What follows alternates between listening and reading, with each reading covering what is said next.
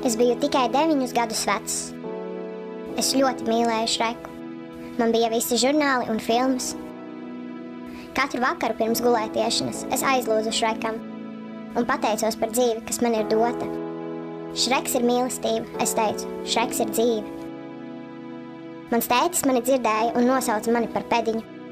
Es zināju, ka viņš vienkārši bija greizsirdīgs par manu pieķeršanos Šrekam. Es nosaucu viņu par kuņu. Viņš man iesita un lika iet gulēt. Es tagad raudu un man seja sāp. Es nogulos savā gultā un ir ļoti augsts. Kāds siltums tuvojas man.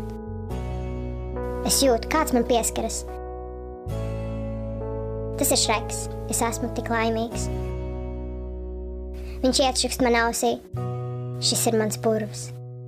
Viņš mani sagrābja ar savām stiprajām milža rokām un noliek mani 4 rāpus.